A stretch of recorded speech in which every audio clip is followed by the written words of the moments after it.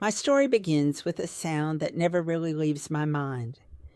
It is the sound of the monitor in the hospital room going flat. It is a sound that is quiet at first, almost like the world is holding its breath, and then it becomes everything. That sound is how my memory starts, even though so much happened before it. I see the white walls, the green blanket wrapped around my little girl, the cold air of the room that smelled like sanitizer, and the moment my world fell apart. I had signed the paper that let the doctors take her into surgery. I had told them to try to save her. I had been the one who gave permission. That is why my husband said it was my fault. That is why his hand came down on my face. That is why I am telling this story today. I want to know if I was right or wrong, because that one signature destroyed everything I thought my family was. We lived in Illinois. We had a small white house with a blue door and 2 maple trees in the front yard. I had always wanted a house that felt steady. I wanted something that did not shake when the wind blew too hard. I wanted a place where our daughter could ride her little pink bike on the driveway and where we could sit on the porch in the summer with a glass of lemonade. For a while it felt like we had that. My daughter's name was Lily. She had dark brown curls that stuck to her forehead when she ran too fast. She was 4 years old. She loved books about animals, and she carried a stuffed bunny with her everywhere. It had one ear that drooped more than the other because she hugged it so tightly every night. The day everything began to fall apart was a warm day in May. She had been coughing a little more than usual. At first, I thought it was just a cold. Kids get sick. I gave her soup and rubbed her back. I thought it would pass like it always had before. But the cough grew worse. It wasn't the kind of cough that sounds wet and goes away. It was the kind of cough that comes from somewhere deep inside the chest. She started to breathe harder. I could see the skin between her ribs pulling in when she took a breath. I called her pediatrician. We went in that afternoon. The doctor listened with the stethoscope pressed to her small back. I watched his face carefully. I learned to read faces like that after becoming a mother. When you are a parent, you start to look for answers in how people's mouths tighten and how their eyes move. His face did not relax. He ordered a chest x-ray. I held Lily's hand while the x-ray was taken. The room was cold, and she held on tightly to my fingers. I kept telling myself it was just pneumonia. That was something that could be treated. That was something kids got and recovered from. When the results came back, I saw the shadow on the image even before the doctor explained. It was a large, dark shape near her left lung. I had never seen anything like it, but I knew it was wrong. My throat went dry. The doctor explained it was serious. He said we needed to go to the children's hospital right away. I remember buckling Lily into her car seat with hands that shook so badly I could barely clip it in. She was tired but still smiling at me. She didn't know what was happening. She asked if we could listen to her favorite song on the way. I turned it on even though I felt like the air had been pulled out of my chest. When we reached the hospital in Chicago, everything moved fast and slow at the same time. There were doctors and nurses everywhere. They spoke to each other in quick, quiet voices. They moved Lily into a room with big machines and bright lights. I signed forms without really reading them. I gave insurance cards. I answered questions. I watched her small chest rise and fall, and I wanted to take the illness out of her and put it in me. They ran tests. They drew blood. They put an IV in her tiny hand. She whimpered when the needle went in, but she did not cry. She was brave in ways no child should have to be brave. The doctors told me there was a mass near her lung. It was pressing against her airway. It was making it hard for her to breathe. They said it might be treatable with surgery, but it was risky. She was so small. Her body was so fragile. The surgery could help her breathe again, but it could also end everything. The doctor said we had to make a decision fast. If we did not act, the mass could grow or cause her airway to close. If we acted, there was a chance she might not survive the operation. They said the odds were low, but not zero. They said it was our choice. My husband was there, but he was distant. He had always been the kind of man who turned away from pain. He liked to be in control. When things got hard, he withdrew. He said he could not handle seeing her like that. He left the room often. I was the one who stayed next to her bed. I was the one who held her hand through the night. I was the one who spoke to the doctors. He said he trusted me to make the right choice. He said I should sign what needed to be signed. At the time, I thought he meant it. At the time, I thought we were a team. The night before the surgery, I sat in the chair next to her bed and listened to the steady beep of the monitor. She was sleeping with the stuffed bunny tucked under her arm. I had not slept in 2 days. I stared at the ceiling and begged the universe to give me an answer. I wanted someone to tell me what the right thing to do was. I wanted to be anywhere but in that chair with the weight of my daughter's future pressing on my shoulders. Every sound in the hospital seemed louder that night. Every footstep in the hallway echoed like it was inside my skull. When the nurse came in to check on her, I felt like I was floating outside of my body. In the morning, I signed the surgical consent form. The pen felt heavier than anything I had ever held. The paper shook beneath my hand. My name looked strange when I wrote it. It was like the letters did not belong to me. I stared at that signature for a long time before I gave the paper back. I knew I had made a choice that could not be undone. I kissed her forehead before they wheeled her into the operating room. She looked at me with tired eyes. I told her everything would be okay in my heart, even if I could not say it out loud. The door closed behind her. I felt my knees give out. The waiting room was a blur of blue chairs and white walls. Time stopped making sense. Minutes stretched into hours. I counted the tiles on the floor. I traced the lines on my palms. My husband paced for a while, then sat in silence. He scrolled on his phone like it could distract him from what was happening on the other side of those doors. I stared at the red sign above the operating room that said surgery in progress. I felt like I was holding my breath for hours. When the surgeon finally came out, his face was pale. He explained there had been complications. Her body was too weak. The mass was too close to vital structures. They tried everything they could. They could not save her. The world stopped moving. The sound that came out of my mouth did not sound human. My legs would not work. My hands went cold. I collapsed into the chair and everything became blurry. That is when I heard that sound. The sound of the monitor going flat. It is a sound that lives inside me now. It is the sound of my world ending. They let me see her. She looked like she was sleeping. Her curls were still messy on her forehead. Her bunny was on the pillow next to her. The room was too quiet. I held her hand, but it was cold. I kissed her forehead, and I whispered in my mind that I was sorry. I had made the decision to let them take her into surgery. I had chosen the only chance she had, but she was gone. My husband's grief looked different from mine. He stared at her without crying. His hands were clenched into fists. He did not touch her. He did not touch me. When we got home, the house was silent. Her toys were still on the floor. Her pink bike was leaning against the porch. Her drawings were still taped to the refrigerator. Everything was the same, but nothing was. It felt like the air itself was heavier. At first, I thought we would grieve together. I thought we would hold on to each other. But the silence between us grew into something sharp.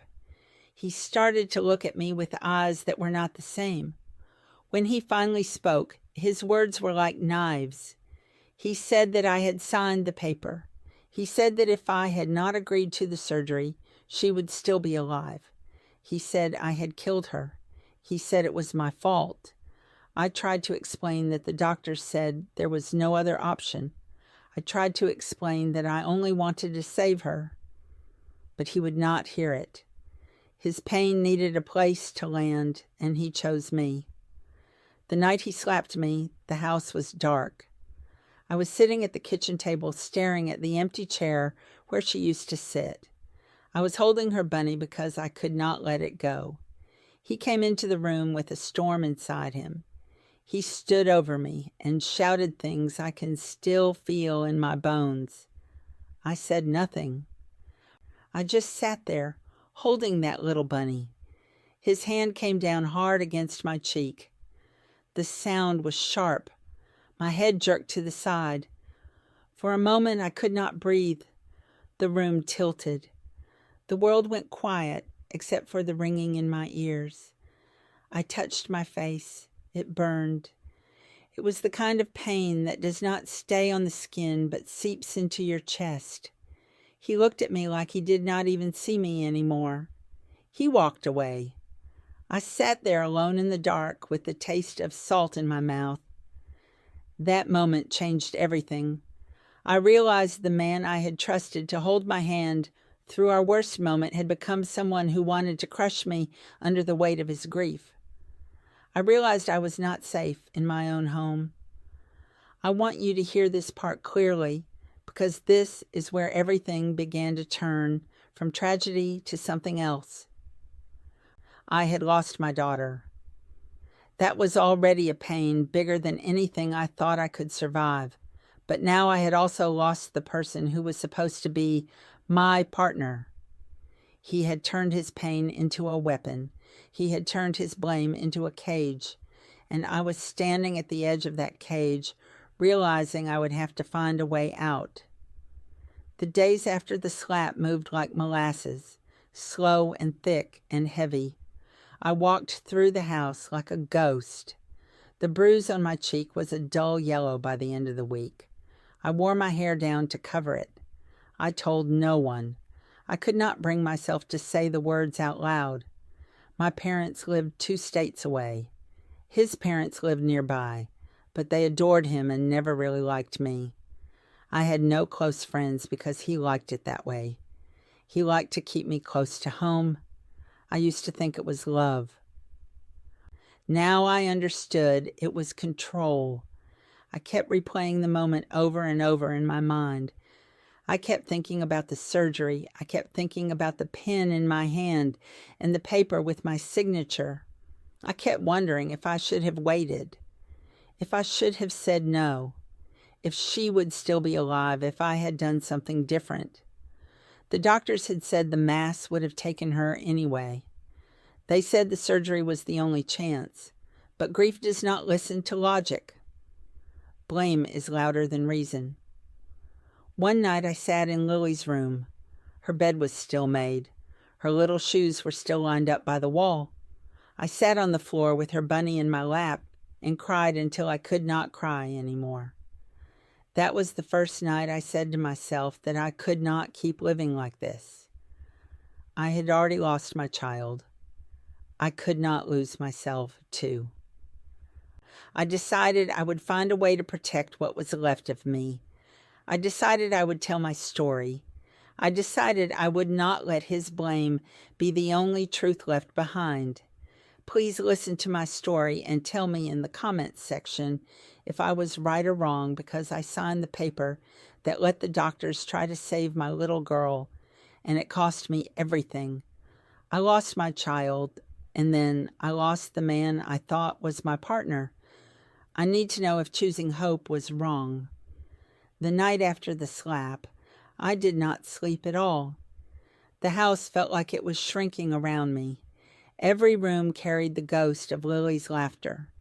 Every corner held some part of a life that no longer existed. I walked from room to room like someone searching for something they lost but could never get back. I ended up in the kitchen. staring at the spot where I had made her peanut butter sandwiches. The silence was heavy, but underneath it, there was something else.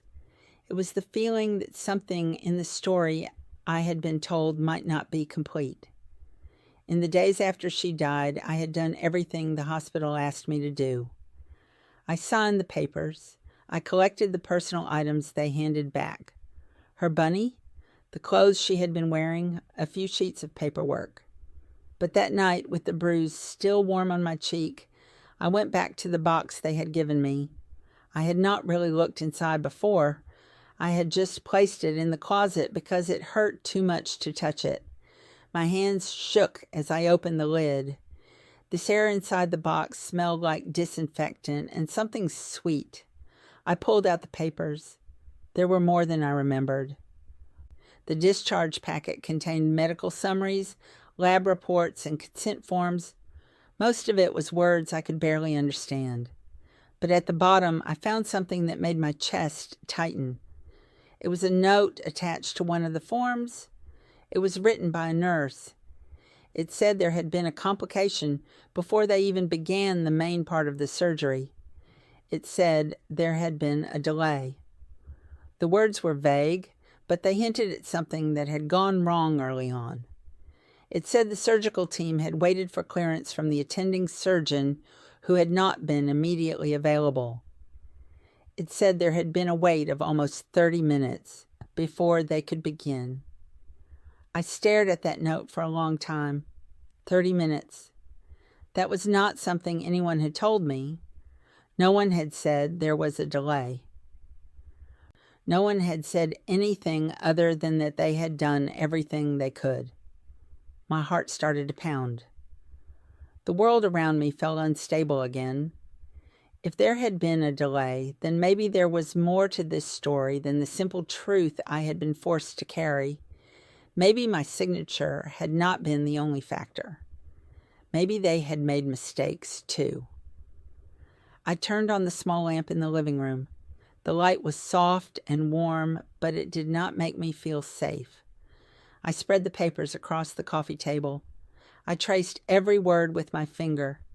It was hard to read through the tears, but I kept going.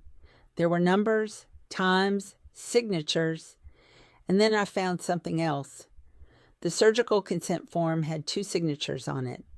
Mine, and another. It was my husband's. I froze. My breath caught in my throat.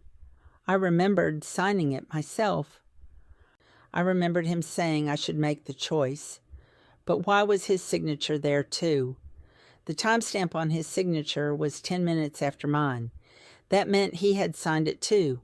That meant he had been part of the decision, whether he wanted to admit it or not.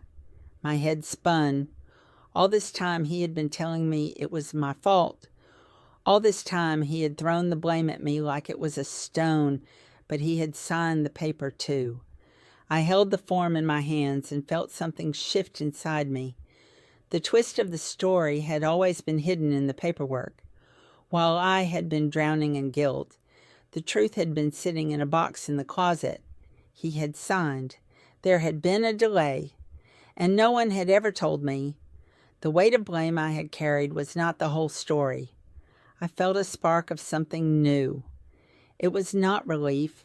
It was not forgiveness. It was the beginning of anger. I thought about the way he had looked at me when he slapped me. I thought about the way he said it was all my fault.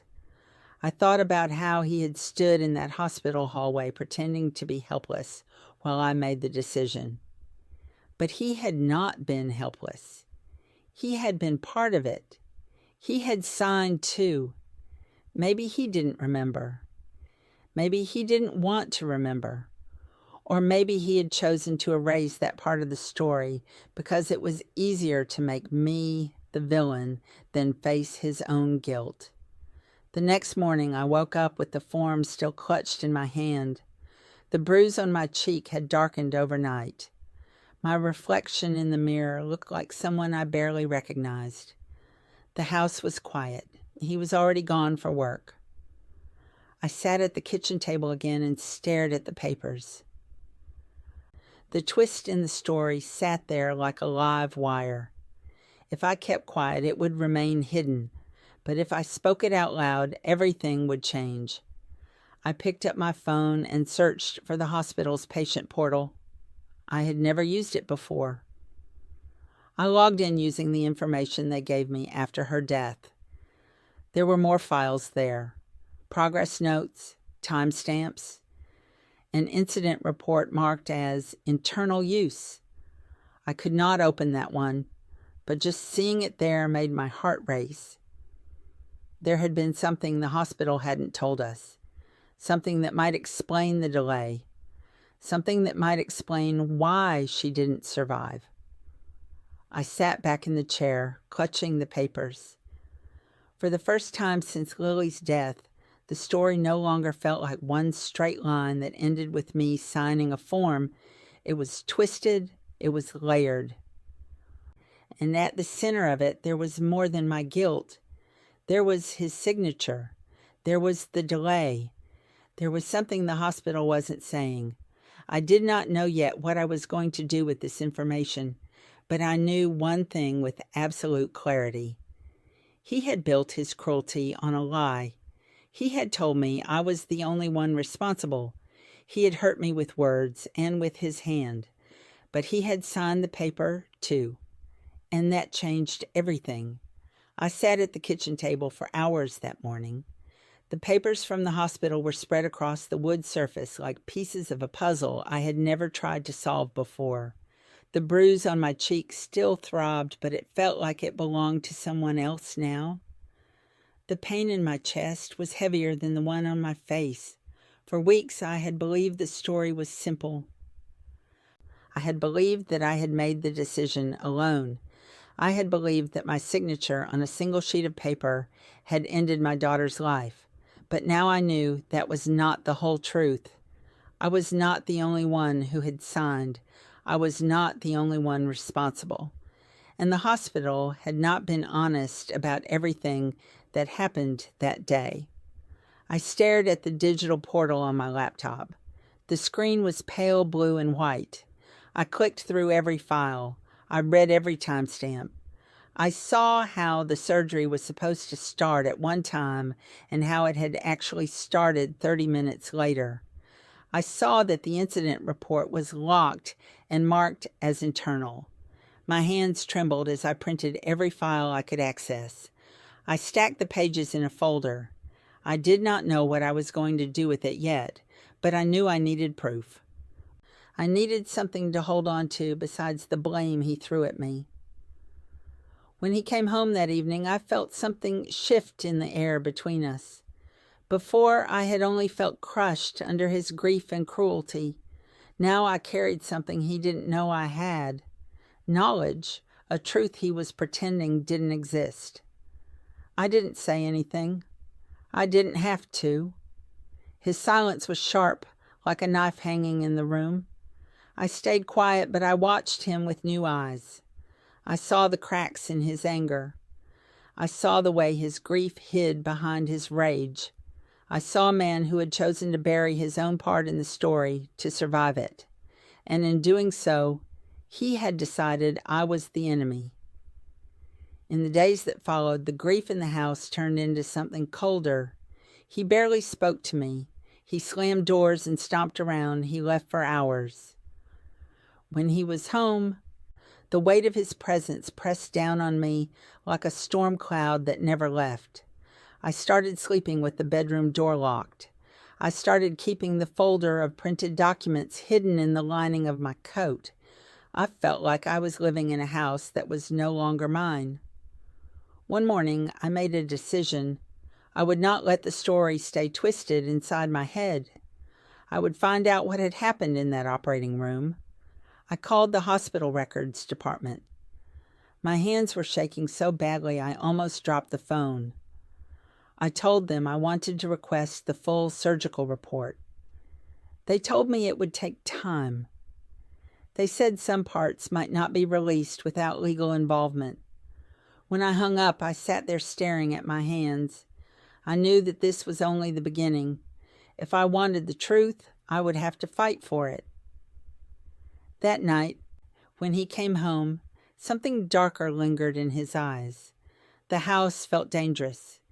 He blamed me more openly now, in every action, in every breath. His grief was like acid, eating everything around it. I did not trust him. I did not trust what he might do next. I hid the documents in a place he would never look, under the floorboard in the closet of Lily's room. It felt wrong to hide anything in her space, but it also felt right. It was the only place in the house that still felt like it belonged to me. In the days that followed, I noticed little things I had ignored before. He had started controlling everything slowly, even before Lily got sick. I used to think he was just careful with money. Now I saw the pattern. He had kept all the financial accounts in his name. He had encouraged me to stop working after Lily was born, saying it was best for our family. He had made sure I didn't have access to our savings without him. At the time, I thought it was normal, but now with the bruise on my cheek fading and the truth in my hands, I saw how trapped I had become. He started taking my phone at night. He said it was because I was distracted. He said it was because I needed rest. I didn't argue. I pretended to give in, but I had already hidden a spare phone I used to have before we got married. It was old, but it still worked on Wi-Fi. At night, when he thought I was sleeping, I used it to search for legal resources. I found the number for a legal aid clinic. I found information about how to request medical records with an attorney. I found out how to document abuse, even without bruises. One evening, I stood in the bathroom and looked at myself in the mirror. My eyes were puffy from crying, but something new lived behind them now. A quiet fire. I pressed my fingertips against my cheek, where his hand had struck me. I whispered in my mind that I was not going to let him erase the truth. He had signed the paper. He had been there. He had buried his guilt inside me like a seed, but now that seed was growing into something else. It was growing into resistance. The first step I took was small. I borrowed my neighbor's printer and scanned the signed consent form with both of our signatures. I saved it in 3 different places. A USB drive, an email I created that he didn't know about, a folder on a cloud storage account. Then I did the same with the hospital timestamps. I wanted to make sure that even if he found the physical copies, the truth would not disappear. It felt strange, doing all of this in silence, but it also felt like taking my life back one small piece at a time. The second step came a week later. I went to the legal aid office in town. It was in a quiet building with gray walls and creaky floors. I sat across from a woman who listened as I explained what had happened. I told her about the surgery, the delay, the slap, the control, the fear.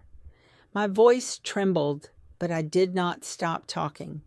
She gave me information about how to file for a protective order. She explained that I could request all hospital records through an attorney. She said I could start building a case if I needed to. When I left that office, I felt both terrified and stronger than I had in weeks. Back at home, the distance between us grew into something almost visible. He started blaming me more often. He started calling me weak. He said I ruined our family. He said I killed our child. He never mentioned his own signature. He never mentioned the hospital's delay. He just built his grief into a wall between us. Every word he threw at me was another brick. I stopped trying to break the wall. Instead, I started planning how to climb over it. A few days later, I got an email from the hospital. They said some of the additional records I requested were ready for pickup. My hands shook as I printed the message. I made an excuse to leave the house early in the morning. When I arrived at the hospital, they handed me a sealed envelope. I carried it to my car and sat in the parking lot for a long time before opening it. Inside was the surgical timeline. It listed every event from the moment she entered the operating room. I traced each line with my finger. There it was. The delay. 32 minutes waiting for the attending surgeon. They had started too late. I held the papers against my chest. My heart pounded so hard it hurt. This was proof that the story he told me, the one that crushed me, was not the whole truth. I wasn't the one who caused her death. It was more complicated. It was tangled in hospital delays, medical choices, and both of our signatures. His lie had been a weapon, but the truth was a shield, and I finally had it in my hands. When I got home, I hid the new documents with the others. I could feel something changing in me. For weeks I had been a woman drowning in grief and guilt, but now I was standing on solid ground. It didn't erase the pain of losing Lily. It didn't erase the sound of the flatline, but it gave me something I hadn't had since that day. It gave me power. The next night he came home angry again. The house had become a battlefield where no words were spoken, only looks and movements. I saw the way his fists tightened. I saw the way his eyes flicked to me like I was a target. I stepped back, but I did not flinch like before. Inside me there was still fear, but it no longer ruled me. I thought about the folder hidden beneath Lily's floorboard. I thought about the files on my USB drive. I thought about the legal aid card in my wallet. I had a plan now, and plans can be stronger than fear. I spent the next days documenting everything, the way he yelled, the way he followed me around the house, the way he tried to control my phone and the money. I wrote down every detail in a notebook I kept tucked under the mattress. I dated every page. I took photos of bruises, even when they faded. I recorded small things, like the way he slammed the door against the wall so hard the frame cracked. I was building a timeline, the same way the hospital had, only mine was about him. The night that I knew I had to act came like a storm I saw from miles away. He came home later than usual. He smelled like alcohol. His eyes were glassy. The house was dark except for the small lamp in the living room. I was sitting on the couch with my hands in my lap. He stood over me like a shadow that had grown too big. The air between us was thick. I thought he was going to hit me again. I thought I might not be able to stop him this time. But then something happened inside me. I stopped seeing myself as the woman he had crushed with his blame. I saw myself as the woman who had buried the truth beneath the floorboard. The woman who had gone to legal aid. The woman who had a plan. And in that moment, fear and resolve lived side by side inside my chest. That was when I made my decision. I would not stay in this house any longer. I would not let his version of the story be the only one that survived. Now this is where I did something. I want you to advise me if I was right or wrong. I packed a bag in the middle of the night when he finally passed out on the couch. I put my identification, the legal documents, the USB drive, and Lily's bunny inside. I left the house through the back door so the door wouldn't creak. My heart raced so fast I thought it might burst out of my chest. I walked down the street without looking back. For the first time since that awful day in the hospital, I was not just surviving. I was moving toward something different. I went to a domestic violence shelter. The building was small and quiet, tucked between two other buildings on a side street. A woman at the front desk welcomed me without asking too many questions. She gave me a warm blanket and a room with a small bed. I sat on that bed with the bunny in my lap and the folder of documents at my side. I was still broken. I was still grieving. But I was also free, even if only for the first night. The next morning, I filed for a protective order with the help of the shelter's advocate. I handed over the documentation. I showed them the timeline of the surgery. I showed them the consent form with both signatures. I showed them the timeline I had written about his behavior. They listened carefully. They said my evidence was strong. I felt like I was floating between two worlds. The world where I was crushed by guilt and the world where I was fighting for myself. The legal process began slowly, like all heavy things do, but once it started, it did not stop. The shelter helped me file the paperwork. The attorney I had met at Legal Aid agreed to represent me. The hospital documents became part of the case. His signature was right there in black ink. The 32-minute delay was right there in the medical report. The story he had built on my guilt started to crack, and I watched as the cracks spread wider every day. He found out I had left. He called. He sent messages. He told me everything was my fault. He told me I would regret this. But I had already made my choice. I changed my number. I blocked him. His words could no longer reach me like they used to. The guilt still lived inside me, but now it had to share space with something stronger, a determination that I would no longer be his scapegoat. The shelter became a quiet place where I could breathe. I attended counseling sessions.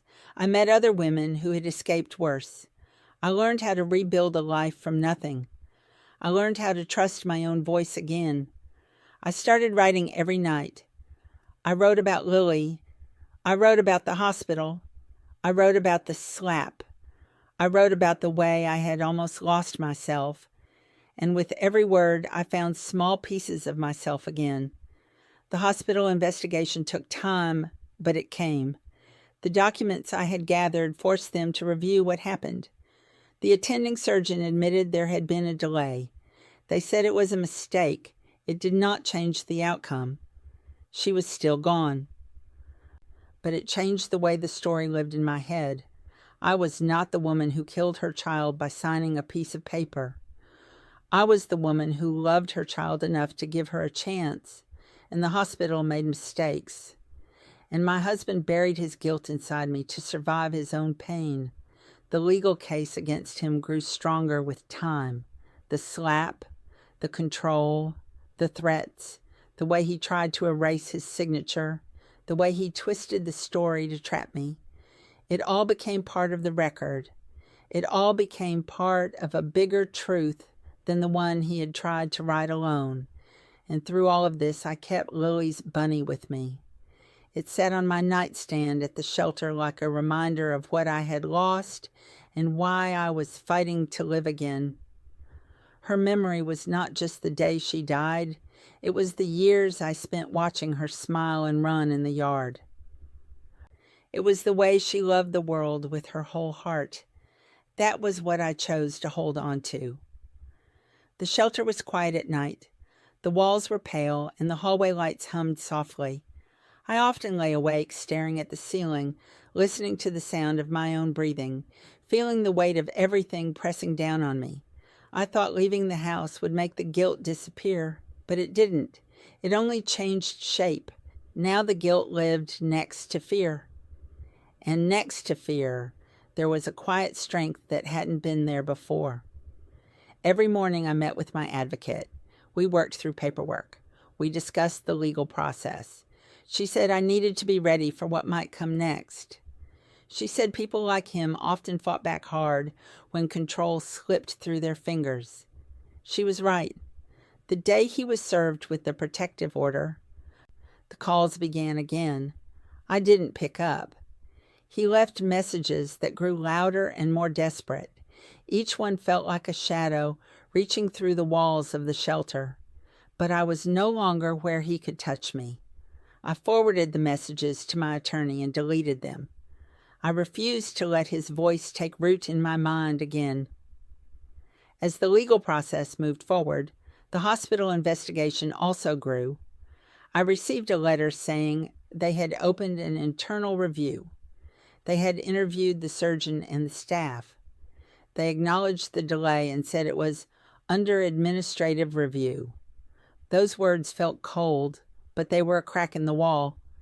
The story he told me was no longer the only story.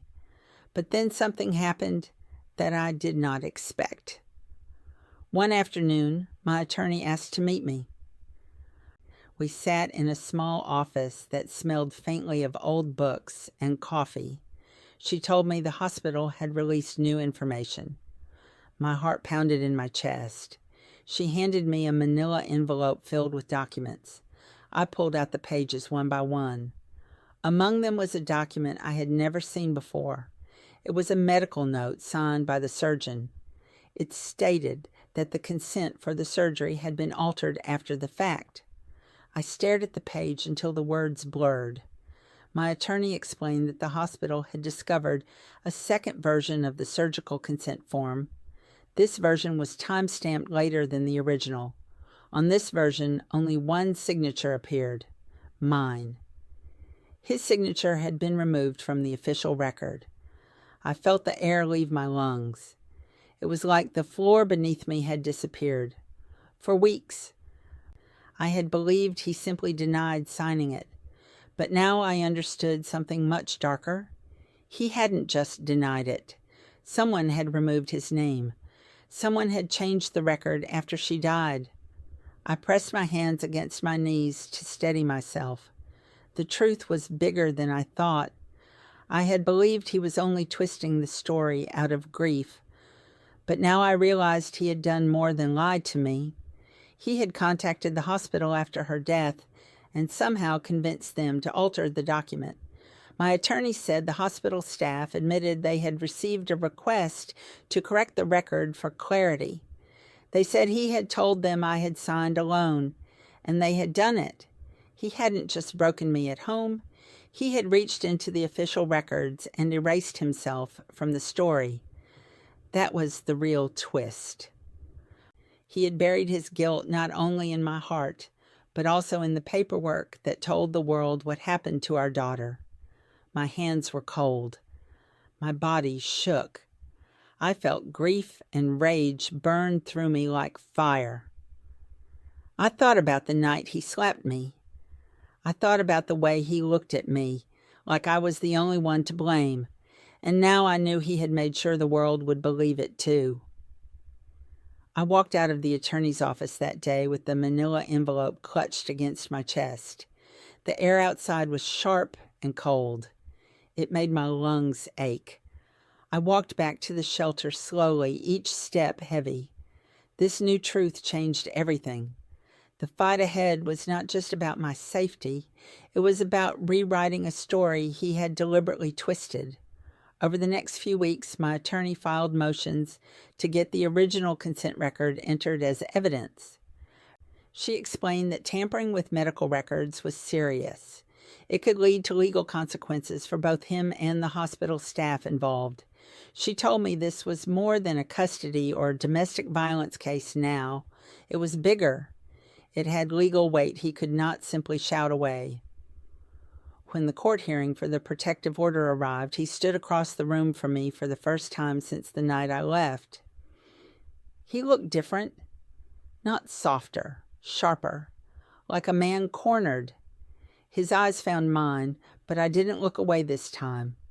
The judge listened as my attorney presented the evidence: the hospital's admission of the delay, the original consent form with both signatures, the altered record with only mine. The courtroom was silent. My heartbeat was loud in my ears. The judge didn't decide everything that day. Legal processes moved slowly, but the tone of the case shifted. What once looked like my single decision now looked like a much more complicated truth, and his silence was no longer the loudest voice in the room. After the hearing, I walked out of the courthouse, feeling a kind of cold clarity I had not felt before. He wasn't just grieving. He wasn't just lashing out. He had tried to rewrite history. He had turned me into the villain of our daughter's story. And now, the truth was pulling that lie apart, piece by piece. Back at the shelter, I sat on the small bed with Lily's bunny in my lap. I ran my fingers over its frayed ear. For weeks, the bunny had been just a reminder of loss, but that night it became something else, a quiet witness, a promise that I would not let my child's memory live inside a lie. I began to write everything down again, but this time it wasn't just pain. It was evidence. It was clarity. I wrote about the surgery, the hospital's admission, the altered record, and the way his cruelty had followed me into every corner of my grief. I wrote until my hand ached. My attorney advised me to press charges not just for the abuse, but also to support a formal complaint against the hospital. I never thought I would be capable of something like that. For so long, I had only wanted to disappear, but now I realized disappearing would let his version of the story win. I decided I would not let that happen. The hospital tried to offer me a quiet settlement. They said they were sorry for the error. They said they wanted to resolve it privately. But I said no. I wanted the record corrected. I wanted his name put back where it belonged. I wanted the truth to live on paper, not just in my memory. As the case unfolded, I began to learn more about what had really happened the day she died. The attending surgeon had not been in the hospital when the surgery began. There had been confusion about whether to proceed without him. A nurse had documented this, but the note was buried in the system. It only surfaced because my attorney pushed hard. The hospital had made mistakes. He had erased his name. And for weeks I had believed I carried the entire weight of that day alone. One evening I sat in the common room of the shelter, staring at the folder of evidence. A woman sitting next to me asked why I looked so serious. I didn't tell her everything, but I told her one thing. I said the truth can be buried under a mountain of lies. But if you keep digging, sometimes you find the thing that can change everything. That night, I felt something new in my chest. Not hope, exactly. Something quieter, something steadier, a belief that the story could be told correctly. The next twist came quietly, but it hit hard. My attorney called and said the hospital had located a security log showing that he had visited the administrative office days after her death. The log showed the exact time he entered and left. He had asked them to change the record. He had stood in that office and erased himself from his daughter's story. This time I didn't cry. I didn't shake. I felt still, like the center of a storm. I understood now that this wasn't only about grief. It was about control. He couldn't handle the truth, so he built a lie. And when that lie wasn't enough, he used his hands, his words, and his power to make me believe it too. But now the truth was on my side. I gave the new evidence to my attorney. She added it to the growing pile, and my case against him was no longer just about the slap. It was about a deliberate act to rewrite reality. It was about the way he tried to make me live inside a lie while he walked away untouched. The next hearing was set. The judge would hear everything: the protective order, the altered documents, the hospital's admission, his signature, his erasure. The storm I had been living in was no longer hidden behind closed doors, and for the first time I felt ready to face it. I looked at the bunny on the nightstand. I whispered in my heart that this fight was not just for me. It was for her, for the truth, for the day I signed that paper, not out of guilt, but out of love. This was not the ending yet, but I could feel it coming. The story was changing shape, twisting again, only this time it was twisting toward the truth. The day after my attorney added the new evidence, the world around me felt different. It wasn't brighter, it wasn't easier, but it was sharper. Everything that had been hidden in fog was now outlined in cold, clear light. I knew what he had done. I had proof. And proof was something solid I could hold in my hands. I sat at the small kitchen table in the shelter, tracing the edges of the folder with my fingertips. It had grown thick with documents. Each page told a piece of the story. For months, the story had been written by grief and fear. Now the story was changing. It was being written by evidence. I met with my attorney almost every day. She said the case was growing complicated. The hospital's involvement made it bigger. It was no longer just about domestic violence. It was about responsibility. It was about who changed the record and why. She warned me that he would fight harder. People like him didn't let go easily. They held on even tighter when they felt their version of reality start to crack. I started to see the signs of it everywhere. His family began posting messages online. They blamed me for everything. They said I was trying to destroy him. They said I was rewriting the story to make myself look better. Their words spread through people we used to know. Some avoided me. Some whispered. A few reached out in secret to say they believed me, but most stayed silent. I understood. People were afraid of picking sides. But I had already chosen mine. The investigation into the hospital grew. My attorney pushed for discovery.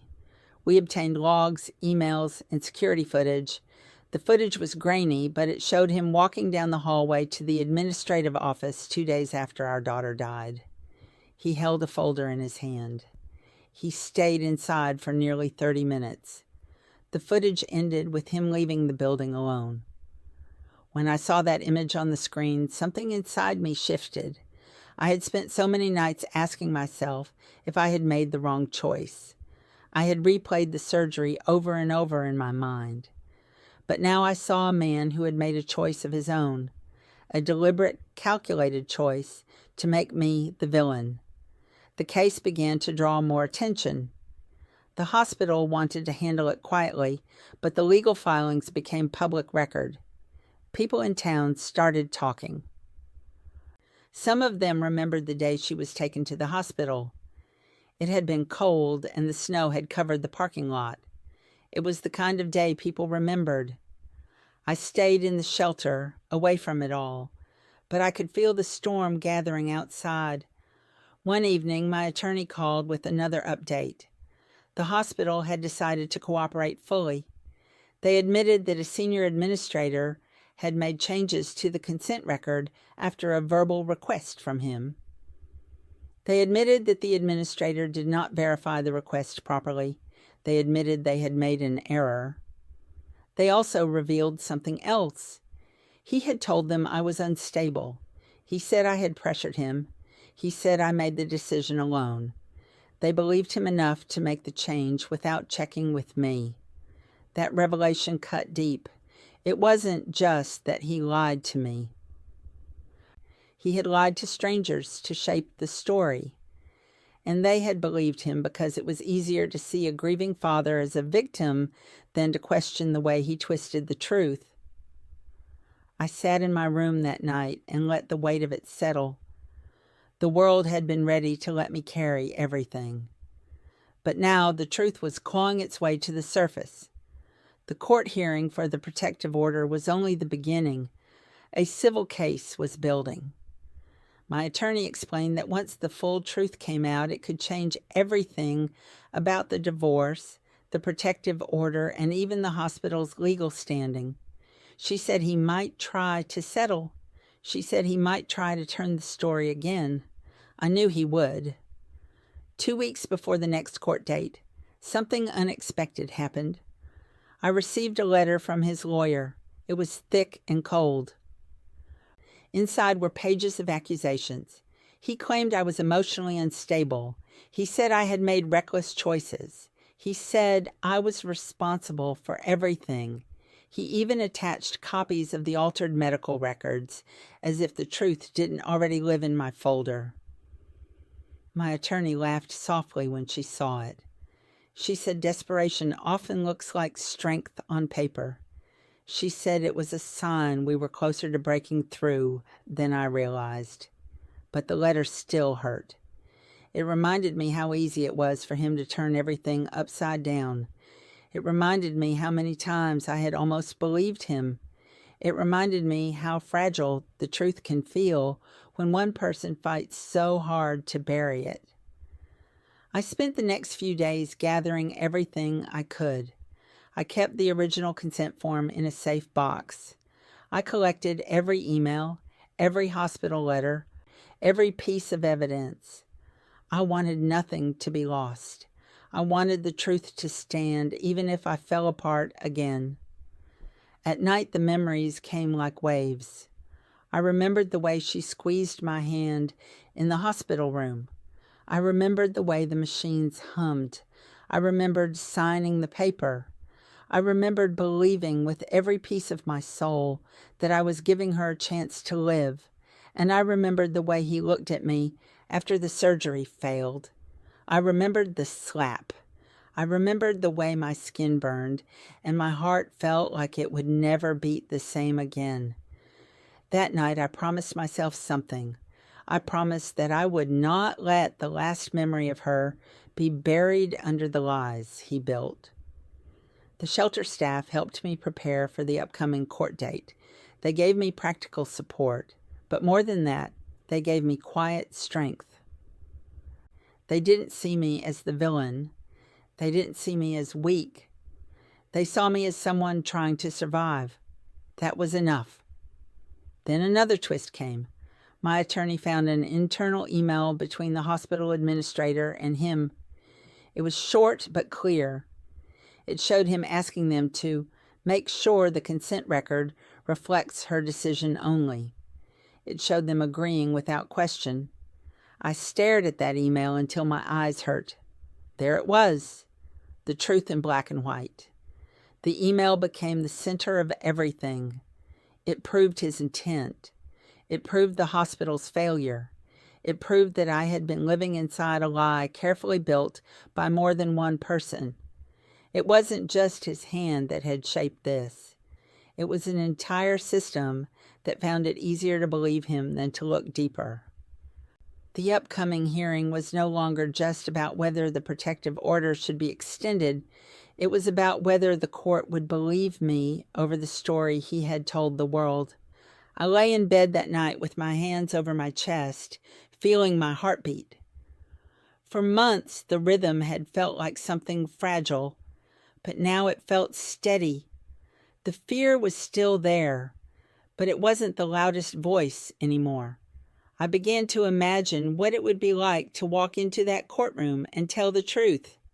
Not the version he had created, my truth, the real one. The one that started with a decision made out of love, not weakness. I knew it wouldn't be easy. He would twist and claw. He would lie. He would try to paint me as unstable, emotional, reckless. But this time I had something he didn't. I had proof.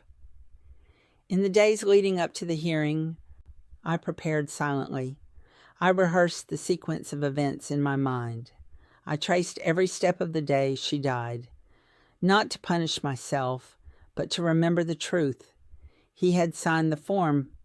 We both had. We made that decision together.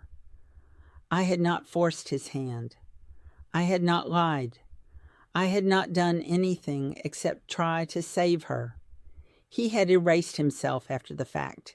He had turned my grief into a weapon and aimed it at me. And now the weapon was slipping out of his hands. My attorney said he was starting to panic. His lawyer had sent new requests. They wanted to settle. They wanted the hearing delayed. They wanted time. But I didn't want delays anymore. I wanted the truth. The night before the hearing, I couldn't sleep. I held Lily's bunny against my chest. I could still remember the sound of her laughter, the way she used to drag it by one ear across the floor. The house had been filled with that sound once. Now the world was quiet. But in that quiet, I found a strange strength. I told myself that no matter what happened in that courtroom, I would not let him own her story anymore. I would not let the lie stand unchallenged. The next morning, I put on the plain black dress I had worn at her memorial. It wasn't because I wanted to mourn again. It was because it reminded me that love had lived in our house once. It reminded me why I was fighting. I walked into the courthouse with my head high. My attorney walked beside me, carrying the folder. The hallway was lined with people. Some whispered, some turned away. I kept walking. Inside the courtroom, I saw him at the table with his lawyer. His eyes met mine. For a moment, it felt like everything froze. But then I remembered the email, the footage, the altered records, the truth. I sat down and waited for the judge to enter. My hands trembled, but my heart didn't. The hearing hadn't even begun yet, but something inside me had already shifted. I wasn't standing in the shadow of his lie anymore. I was standing in the light of the truth, and this time the story would not belong to him. It would belong to me, to her, to the truth that had been buried too long. I didn't know how the judge would rule. I didn't know how long the fight would last. But I knew this. He had built his power on silence, on the hope that I would stay quiet. But I wasn't quiet anymore. The fight wasn't over, but it was changing. It was no longer about proving my worth. It was about holding the truth steady in the face of every lie he had ever told. And as I sat in that courtroom, I felt the storm outside crash against walls that finally held. The judge entered the courtroom and everything went still. I could feel my pulse in my fingertips. The air was cold and sharp. The sound of footsteps echoed off the walls. I gripped the folder in my lap, feeling the weight of every piece of paper inside. Each page carried the story I had been forced to live. Each page was a stone built into a wall that could finally protect me. The hearing began. His lawyer spoke first. They moved fast, trying to paint a picture where I stood alone. They showed the altered consent form as if it were a shield. They spoke of grief, instability, and emotional distress. Their words hit the air like sharp stones. For a moment, the weight of their version of the story pressed down on me. It felt like the early days again when his voice had been louder than my own. But then my attorney rose. She opened the folder.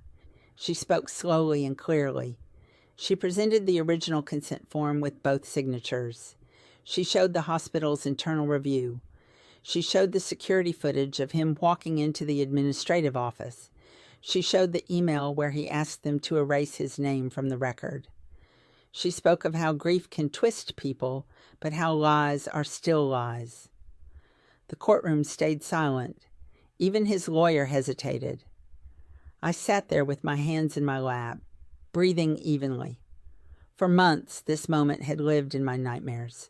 I had imagined him standing in front of everyone, telling his story while I was too weak to answer. But the reality was different. He looked smaller now. Not physically, just smaller. Like a man who built a tower out of lies and finally saw the cracks running through the foundation. The judge asked questions. My attorney answered them with evidence. She didn't use my pain as proof. She used facts, documents, logs, records. The truth was no longer just inside me.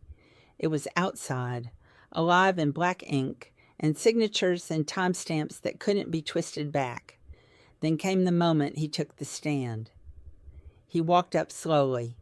His hands shook slightly, though he tried to hide it. For months he had controlled the story. For months he had told everyone I was the one to blame. But now he had to sit under oath with the truth sitting in front of him. He repeated his story at first. He said I had made the decision alone. He said I had forced him. He said the hospital changed the record because it reflected what really happened. Then my attorney presented the email. The room seemed to hold its breath. She read it out loud, word by word. The email didn't just contradict him. It exposed him. It showed intent. The judge asked him questions he couldn't answer cleanly. His voice wavered. He stumbled, and in that moment I saw the lie unravel. It wasn't dramatic. It wasn't loud. It was quiet and slow, like a rope fraying one thread at a time. I didn't smile. I didn't cry. I just watched. When he stepped down, something inside me shifted for good. I realized I had been carrying the weight of his lie for so long that I had almost forgotten what it felt like to breathe without it pressing on my chest. The judge called a recess. I stepped outside the courtroom and stood in the hallway. The sun came through the high windows, falling in strips across the floor.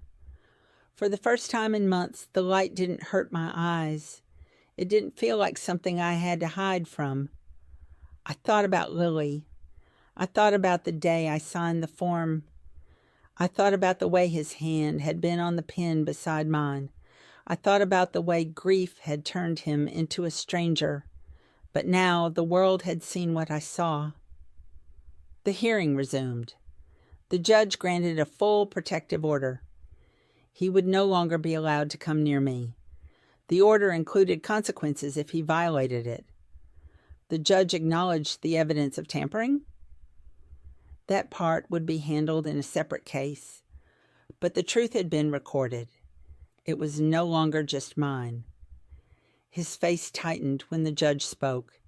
He looked like a man who had lost something he believed he owned. He had built power out of control. Now it was gone. The weeks that followed moved quickly. My attorney filed the civil case against the hospital. The administrator who had changed the record was placed on leave. The hospital released an official statement admitting their failure to verify the change. It wasn't just words. It was a record. It was public. His lawyer reached out trying to settle. They offered terms that once would have made me hesitate. But I didn't want quiet deals. I wanted the truth written where it couldn't be buried again. The divorce proceedings began. This time, everything felt different. Before, he had controlled the narrative. Now, the court had already seen his lies. He tried to twist things, but the weight of evidence hung over everything he said. The custody battle that might have happened never came. He withdrew his petition after realizing the protective order made it almost impossible for him to win anything. The man who had once stood over me with anger in his eyes now stood alone in silence. His family tried to hold on to the story. They spoke online. They whispered in town, but the words lost their power. People knew the truth now. The hospital's admission had changed everything. I spent my days rebuilding slowly. I stayed in the shelter until the divorce was finalized. Then I moved into a small apartment on the edge of town. It wasn't fancy, but it was mine. The walls were clean. The air was quiet. And no one raised their hand to me there. I put Lily's bunny on the windowsill. The frayed ear caught the morning light. I let it sit there, not as a wound, but as a reminder of her, a reminder of what I had survived. The court hearings continued over the next few months. The hospital case grew, layer by layer. I didn't want money. I wanted accountability. I wanted the record corrected permanently. I wanted the truth about her surgery and what happened afterward, to live in the official files where no one could erase it again. The hospital eventually settled publicly. They issued a formal apology. They restored the original consent form with both signatures. They documented the timeline of delays. They admitted their mistakes. It wasn't justice in the way I used to imagine it. It didn't bring her back. It didn't fill the silence in the apartment. But it was something solid, something real. He never apologized. Not once. But I stopped waiting for it. I learned that healing doesn't always look like forgiveness. Sometimes it looks like standing in your own truth, steady and unbroken. I started going to therapy again. I sat in the same chair week after week, learning how to breathe without guilt sitting on my chest. I learned how to say out loud that what happened was not my fault. I learned how to remember Lily without letting grief turn into blame. The nightmares came less often. When they did, I reminded myself that the story was no longer buried. One day I drove past the hospital. The snow had melted and the sky was clear. I parked the car and sat for a long time without going inside. I thought about the night I carried her through those doors. I thought about the decision that would follow me for years, but I also thought about the strength it took to keep standing after everything fell apart. I whispered her name inside my mind. It didn't hurt in the same way anymore. It ached, but it didn't crush me. The protective order stayed in place. He left town after the divorce. He stopped showing up in court. His family's whispers grew quiet. The story he built had finally collapsed under its own weight. In the months that followed, I joined a support group for parents who had lost children. For the first time, I sat in a room with people who understood what that kind of loss felt like. Not the public version of it.